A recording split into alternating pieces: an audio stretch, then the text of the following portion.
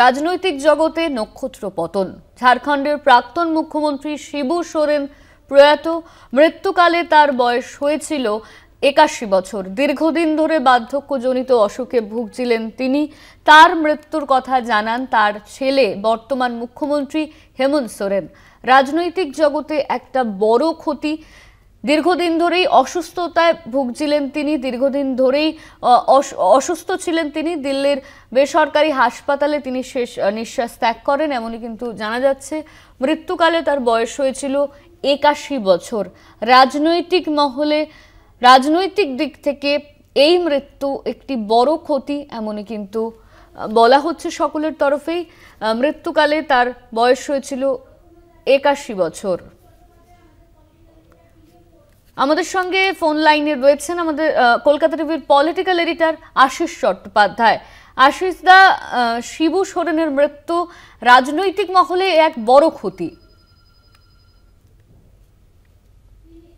ঝাড়খণ্ড রাজ্য আলাদা করা, ঝাড়খণ্ড গঠন এবং ঝাড়খণ্ড মুক্তি মোর্চা বলে এই পার্টিকে দীর্ঘদিন ধরে নেতৃত্ব দেওয়া, সে রাজ্য গঠিত হওয়ার পরে ৩বার মুখ্যমন্ত্রী হয়েছেন শিবু সোরেন। বর্তমানেও তিনি রাজ্যসভার সদস্য ছিলেন এবং বর্তমান মুখ্যমন্ত্রী হেমন্ত সোরেনের পিতা শিবু সোরেন প্রয়াত হলেন এবং তার সঙ্গেই পুরনো ঘরানার যারা নিজেদের ভাষা, নিজেদের আইডেন্টিটির জন্য লড়াই করে আলাদা রাজ্য গড়ার ব্যাপারে নেতৃত্ব দিয়েছেন, সেই পুরনো ঘরানার রাজনীতিকদের অন্যতম শিবু সোরেন চলে গেলেন। রাজনৈতিক মঞ্চ থেকে চলে গেলেন শিবু সোরেন।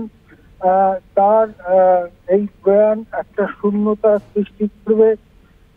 তাকে বিষম গুরু, গ্রেট লিডার, বিষম গুরু, স্থানীয় ভাষায় বিষম গুরুর অর্থ হচ্ছে গ্রেট লিডার বা মহান নেতা বলে ডাকতেন তার প্রিয়রা, তার সমর্থকরা। বিপুল সংখ্যায় সমর্থক ছিলেন ঝাড়খণ্ডের বাইরে। এমনকি তাকে গুরুজি বলেও সম্মান করা হতো, গুরুজি বলেও ডাকা হতো এবং তিনি সেই জন্য সমস্ত সাধারণ মানুষের কাছে একটা বিশেষ সম্মানের অধিকারী ছিলেন। যদিও বারবার ক্ষমতায় এসে, যদিও ৩বার তিনি মুখ্যমন্ত্রী হয়েছেন, একবারও ফুল টার্ম কমপ্লিট করতে পারেননি, কিন্তু বারবারই ক্ষমতার কাছে থেকেছেন বা ক্ষমতায় রেখে থেকেছেন। বিভিন্ন দুর্নীতি ইত্যাদি অভিযোগও এই পরিবারকে বা এই দলের সর্বোচ্চ নেতৃত্বের বিরুদ্ধে বারে বারে উঠেছে। সেসব ব্যাপারে মামলা মোকদ্দমা নানা জিনিস চলছে, চলবেও হয়তো ভবিষ্যতে। কিন্তু আদিবাসীদের অন্যতম বড় নেতা, স্বাধীন ভারতে আদিবাসী আইডেন্টিটির জন্য লড়াই করা বড় নেতা শিবু সোরেন ৮১ বছর বয়সে চলে গেলেন। কিছুদিন ধরেই তিনি অসুস্থ ছিলেন, অবশেষে আজকে তার প্রয়াণ হয়েছে। ধন্যবাদ আপনাকে। আমাদের সঙ্গে ছিলেন কলকাতা টিভির পলিটিক্যাল এডিটর আশিস চট্টোপাধ্যায়।